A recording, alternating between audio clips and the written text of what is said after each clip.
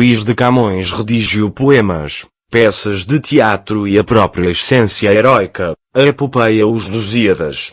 Nessa amplitude lírica, entregou-se às elegias, aos vilancetes, às glosas, às redondilhas e, por isso, às cantigas, meios de exprimir uma poesia que fundia o trovadoresco com a cortesia, que não o impedia de ser irônico e mordaz.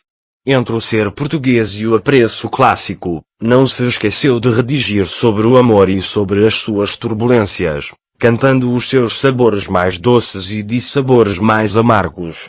Porém, não se ficou pela poesia peninsular, muito graças às vivências fora de Portugal, que o levaram a sentir um sofrimento coletivo, concertado, que o conduziram para sentir a nação como deduzível nos seus escritos. Aqui, não se sente tão presente o cunho clássico, do qual são exemplo as elegias e as eclogas, mas sim a poesia de cavalaria e de origem provençal, para além das cantigas trovadorescas.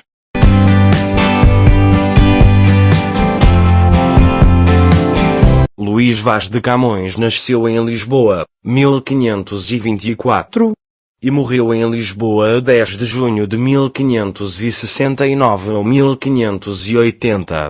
Foi um poeta português, considerado uma das maiores figuras da literatura lusófona e um dos grandes poetas da tradição ocidental. Pouco se sabe com certeza sobre a sua vida. Sobre a sua infância tudo é conjectura, mas, ainda jovem, terá recebido uma sólida educação nos moldes clássicos, dominando o latim e conhecendo a literatura e a história antigas e modernas. Pode ter estudado na Universidade de Coimbra, mas a sua passagem pela escola não é documentada. Frequentou a corte de Dom João III, iniciou a sua carreira como poeta lírico e envolveu-se, como narra a tradição, em amores com damas da nobreza e possivelmente plebeias, além de levar uma vida boêmia e turbulenta. Diz-se que, por conta de um amor frustrado, autoexilou-se em África, alistado como militar, onde perdeu um olho em batalha. Voltando a Portugal, feriu um servo do Paço e foi preso. Perdoado, partiu para o Oriente. Passando lá vários anos, enfrentou uma série de adversidades, foi preso várias vezes. Combateu ao lado das forças portuguesas e escreveu a sua obra mais conhecida, a epopeia nacionalista Os Lusíadas. É difícil determinar como terá sido o seu cotidiano no Oriente, além do que se pode extrapolar a partir de sua condição de militar.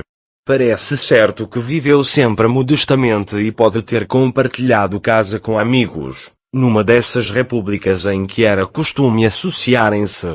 Alguns desses amigos devem ter possuído cultura e assim a companhia ilustrada não devia estar ausente naquelas paragens. Pode ter frequentado também preleções em algum dos colégios ou estabelecimentos religiosos de Goa. De volta à pátria, publicou Os Lusíadas e recebeu uma pequena pensão do rei Dom Sebastião pelos serviços prestados à coroa, mas nos seus anos finais parece ter enfrentado dificuldades para se manter. Viveu seus anos finais num quarto de uma casa próxima da igreja de Santa Ana, num estado da mais indigna pobreza, sem um trapo para se cobrir.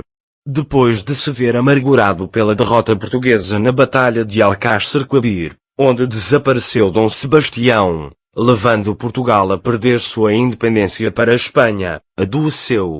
Foi transportado para o hospital, e morreu em 10 de junho, sendo enterrado no cemitério dos pobres do mesmo hospital.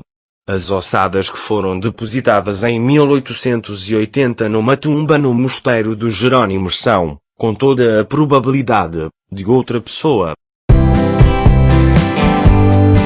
Luís Vaz de Camões é autor de Os Lusíadas, o poema épico sobre as descobertas portuguesas. A importância da sua obra só foi reconhecida após a sua morte. É a referência maior da literatura portuguesa. Bebeu dos clássicos gregos e romanos para a composição maior dos sonetos e de Os Lusíadas. Por muito que a sua vida tenha sido sofrida e atribulada, o poeta notabiliza-se por uma educação requintada, que lhes permitiu estabelecer o contacto íntimo e inspirativo com as referências da poesia de então. A sua imortalidade alcança quase o mesmo período que a distância percorrida entre Camões e vários dos seus precursores, distância essa que vangloria a sua pertença lusitana e os feitos do seu povo. Soube recuperar o humanismo e o naturalismo, sem esquecer a emergência da ciência como fonte de conhecimento, mesmo perante as doutrinas religiosas vigentes.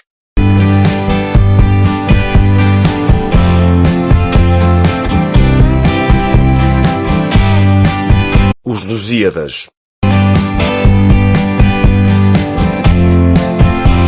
Sonetos.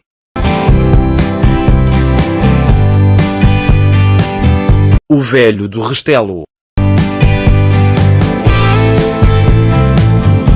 Doce canto em terra alheia. A Ilha dos Amores. Sonetos de amor.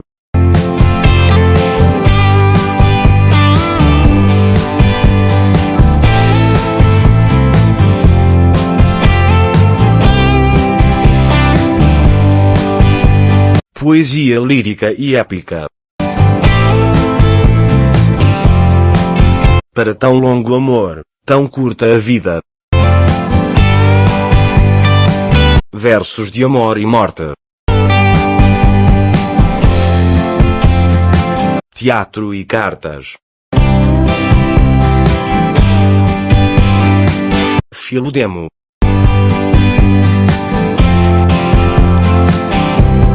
Poesia lírica.